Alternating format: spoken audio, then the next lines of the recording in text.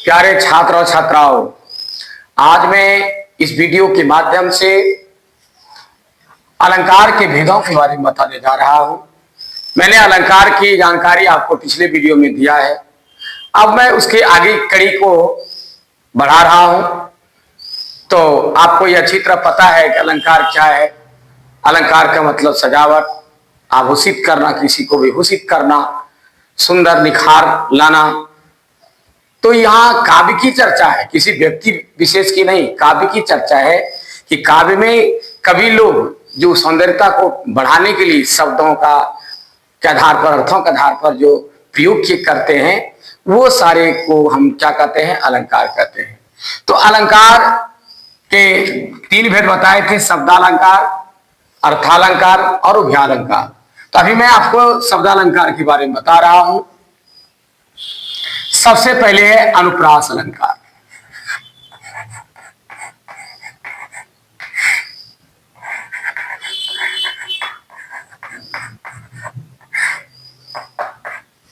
अनुप्रास अलंकार है क्या?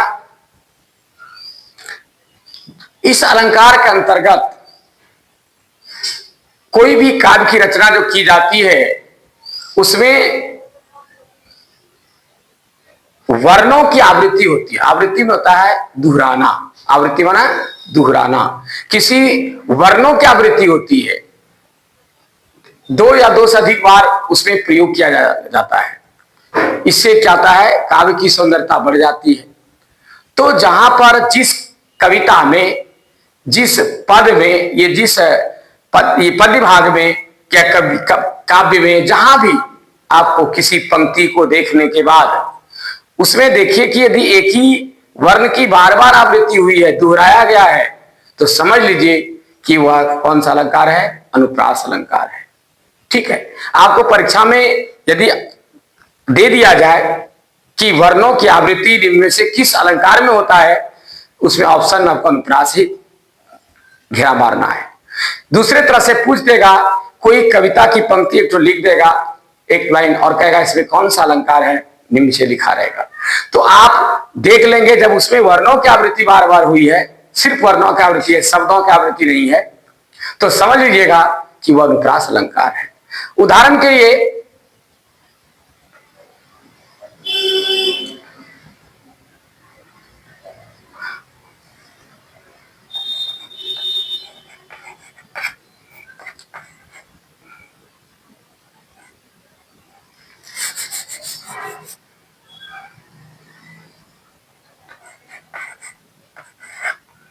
सठ सुधरही सतसंगति पाई।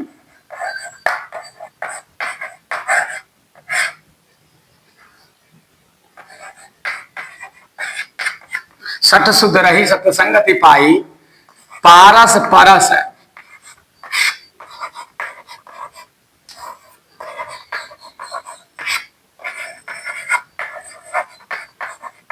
कुधातु सुहाई।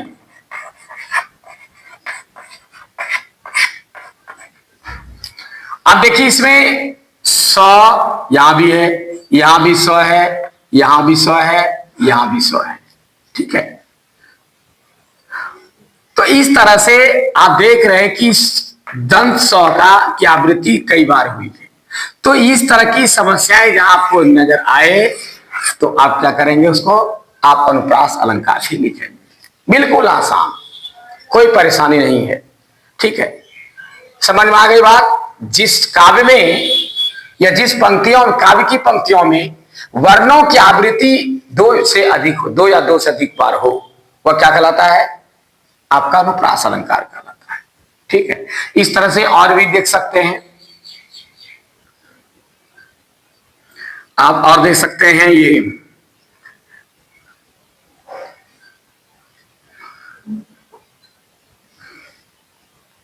बंदाऊं,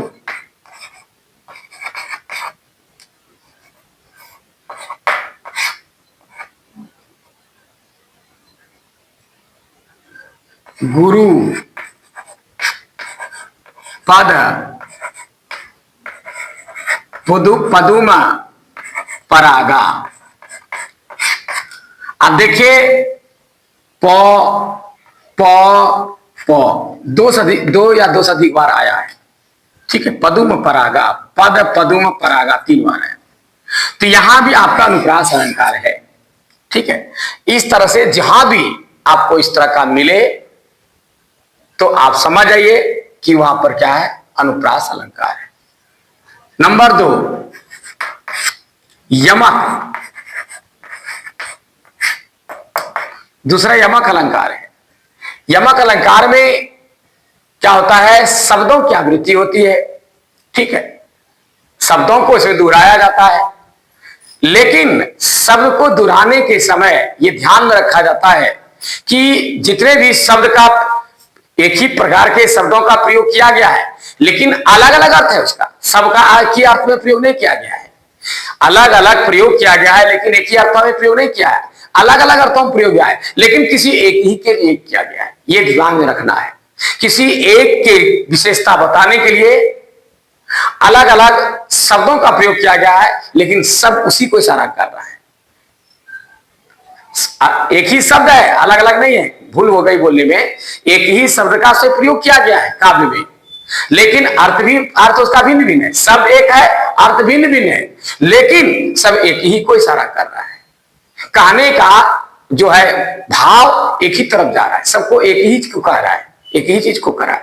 अलग अलग शब्दों के लिए, अलग अलग व्यक्ति वस्तु या अलग अलग किसी विशेष खास चीज के लिए उसको इंडिकेट नहीं किया गया, एक ही चीज को इंडिकेट किया गया है। जैसा कि उदाहरण में आपको मैं दूंगा भी, जैसे है कनक ते 100 गुनी,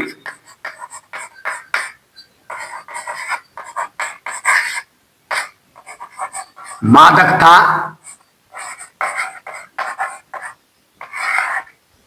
कनक कनक ते 100 गुनी मादकता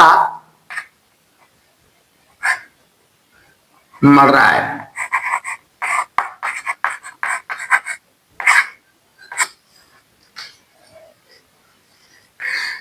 एक कनक का अर्थ होता है सोना, एक कनक का अर्थ हुआ धतूरा,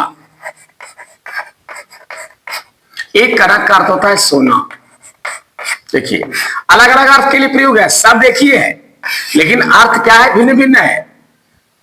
लेकिन मादकता शब्द के लिए आया है, मादकता होता है पागलपन, ठीक है। कहा एक धतूरा यदि कोई खा लेता है, उससे जो पागलपन आता है, और यदि किसी को सोना प्राप्त हो जाता है उससे पागलपन, धतूरा से कई गुना अधिक पागलपन इससे पैदा हो जाता है। सोना का अर्थ यहां क्या हुआ कि धन संपत्ति। कनक कनक कनक बना सोना, कनक बना धतूरा, यह धन संपत्ति के लिए आया है। सोना का मतलब सीधा सोना नहीं है, सोना उसी को होगा जिसको अगाध धन संपत्ति है। तो इस धतूरे से, धतूरा खाने से नशा आता है, नशा आती है, लेकिन इससे भी ज्यादा नशा सोने में है। कहने का कवि का यह भाव है, कनक कनक में 100 गुनी मादकता बढ़ रहा है, ठीक है। इस सोने से इस सोने में मादकता 100 गुनी है, 100 गुनी है। तो ये मादकता के लिए प्रयोग किया गया है, किसके लिए, मादकता पागलपन के लिए, ठीक है, बेहोशी के लिए।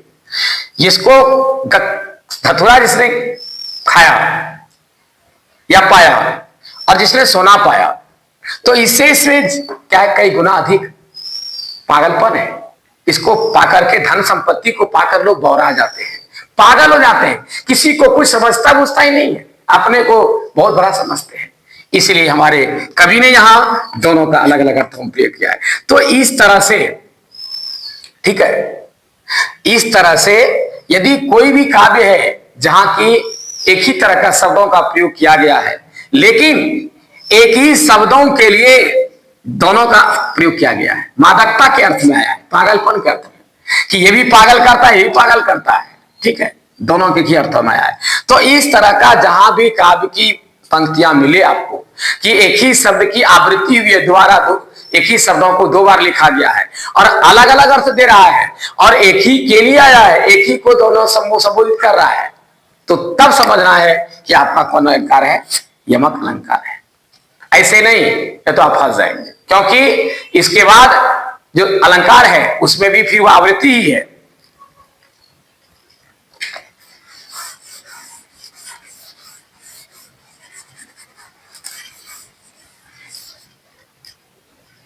इसके बाद 3 नंबर में है अलंकार।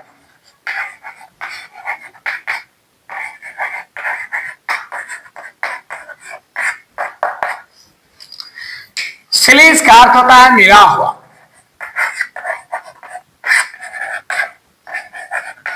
या चिपका हुआ।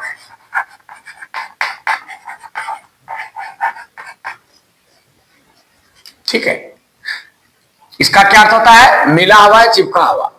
इसमें भी शब्दों की आवृत्ति 2 या 2 से अधिक होता है, लेकिन सबका अर्थ भिन्न भिन्न है। शब्द एक, लेकिन अलग अलग अर्थ देता है। ठीक है, और अलग अलग शब्दों के लिए अलग अलग शब्दों के लिए था, वही ये ध्यान देना आपको। यमक में आपने जो पढ़ा उसमें भी शब्दों की आवृत्ति है, ठीक है, लेकिन वो जो भी आवृत्ति शब्द है वह एक ही शब्द के लिए है, एक ही शब्द को इंडिकेट कर रहा है। लेकिन श्लेष में क्या होता है, श्लेष अलंकार में, कि इसमें भी अलग अलग शब्द है, न एक ही शब्द है और अलग अलग अर्थों के लिए प्रयोग किया गया है, लेकिन यहां पर अलग अलग शब्दों के लिए अलग अलग प्रयोग किया गया है। देखिए, उदाहरण के लिए आपको पेश कर रहा हूं आपके सामने।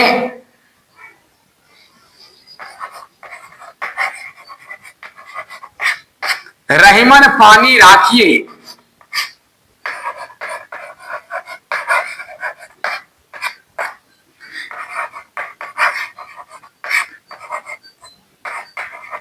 बिन पानी सब सून,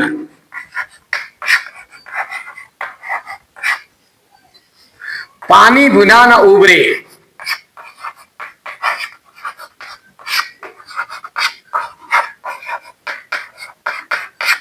मानुष मोती मानुष चून।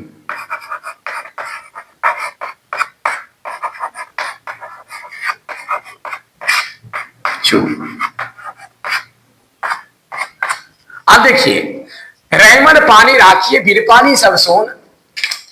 ठीक है, पानी बिना न उबरे, मोती मानुष चून। अब देखिए, रहमन पानी राखिए, अब यहां पानी, ये तीनों के अर्थ के लिए है। पानी, बिन पानी सब सुन, पानी बिना न उबरे, मोती मानुष। तो 3 बार पानी का प्रयोग किया गया है। तीनों का क्या है? अलग अलग अर्थों के लिए, एक मोती के लिए, एक मानुष के लिए, एक चूना के लिए। क्या कहा रहीम कवि का कहना है कि संसार में मोती के लिए, मनुष्य के लिए और चूना के लिए पानी बहुत महत्वपूर्ण है। ठीक है, रहमन पानी राखिए, ये मोती के लिए, मनुष्य के लिए, चूना के लिए, ये पानी बहुत महत्वपूर्ण है। ठीक है, बिना पानी सब बेकार है, शून्य बेकार, सब खत्म, कोई वैल्यू नहीं है। अब कहिए कैसे? एक पानी का अर्थ हुआ चमक, चमक। कभी आप लोहार के पास लोहे के औजार को धार कराने, पिटवाने के लिए खास करके जाते हैं, तो वो गर्म करके पीटता है, तो उसको क्या बोलते हैं? रस पर पानी चढ़ा दीजिए। तो पानी चढ़ाना होना क्या? पानी में उसको दिया, उस पर पानी चढ़ा।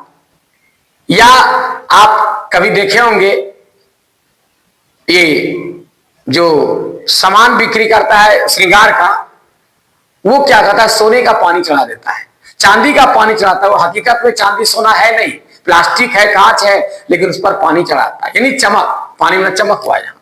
ठीक है, पानी का मतलब क्या हुआ? चमक है। तो ये किसके लिए चमक है? मोती के लिए। यदि मोती में पानी नहीं है, चमक नहीं है, तो मोती का कोई महत्व नहीं है। मोती कोई नहीं लेगा, मोती को कोई नहीं देखेगा, चाहेगा। आप ही मोती की माला पहने हुए हैं, और यदि वो पुराना हो जाए, चमक खत्म हो जाए, तो उसको खोल के फेंक करके फिर मेले ठेले में दूसरा खरीद लेते हैं। तो इस तरह से पानी का अर्थ हुआ चमक। आप देखिए, दूसरा पानी क्या है? दूसरे पानी का क्या अर्थ के प्रयोग किया गया? पानी का अर्थ हुआ इज्जत, ठीक है, प्रतिष्ठा। यदि मनुष्य बहुत धन संपत्ति कमा ले, बहुत सुंदर भवन बना ले, बहुत ऊंचे पद को हासिल कर ले, लेकिन यदि उसकी कहीं इज्जत प्रतिष्ठा नहीं है, कहीं उसकी इज्जत प्रतिष्ठा नहीं है, कोई इज्जत प्रतिष्ठा उसका नहीं करता है, यदि वो इज्जत प्रतिष्ठा के लायक अपने को नहीं बना पाया है, उसका बोली और व्यवहार बिल्कुल गलत है, कोई इसको पसंद नहीं करता है, तो वह मनुष्य भी क्या है, बेकार। सब सुन, वो भी सुना बेकार है। मनुष्य का शरीर भले उसको भगवान ने दे दिया है, संपत्ति भी दे दिया, सब कुछ है, लेकिन प्रतिष्ठा उसके पास नहीं है, इसलिए वह मनुष्य का चोला पहना हुआ शरीर है, सब कुछ उसका बेकार है। उसके बाद पानी का अर्थ क्या हुआ? पानी का अर्थ हुआ, पानी हुआ जल, जिसको जल कहते हैं, जो हम लोग पीते हैं, सब तरह का इसको उपयोग में लाते हैं, सवेरे से लेकर सोने के वक्त तक।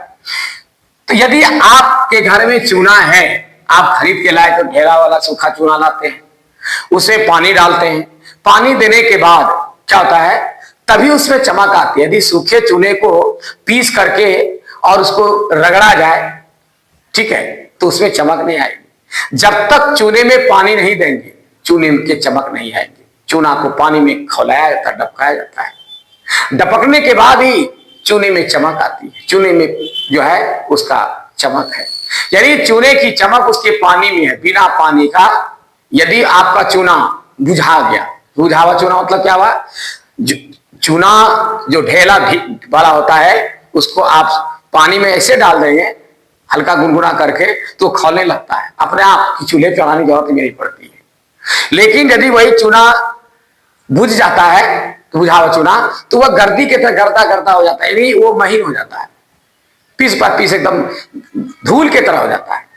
और उसको यदि पानी में डालेंगे तो वह क्या होगा, नहीं खोलेगा, और खोलेगा नहीं तो उसमें चमक भी नहीं आएगी, उसका पानी उसका खत्म हो गया। इसीलिए हमारे विद्वानों ने कहा कि चूने का क्या है, मेन पानी है। यदि पानी उसमें चूने में दे करके उसको सही किया गया, ठीक है, तो वह पानी ही उसको क्या करता है, चमक लाता है। पानी में चूना देने के बाद ही, खोलने के बाद उसकी चमक आती है। तो बिना पानी का चूना बेकार है, सूखा चूना का कोई उपयोग नहीं होगा, उसका कोई चाहने वाला नहीं है। जिस तरह की मोती चमक के बिना बेकार है, मनुष्य प्रतिष्ठा के बिना बेकार है, और चूना भी बिना पानी का बेकार है। इसलिए तीनों के लिए आया, ये पानी शब्द जो है तीनों के लिए आया है, और अलग अलग अर्थों में आया है। शब्द भले एक है, लेकिन अलग अलग के लिए आया है। तो इस तरह का जहां भी शब्द की आवृत्ति हो, लेकिन अलग अलग वस्तु, व्यक्ति या स्थान के लिए इंडिकेट किया जा रहा हो, तो वैसा क्या कहलाएगा, वो श्रेषालंकार कहा जाएगा।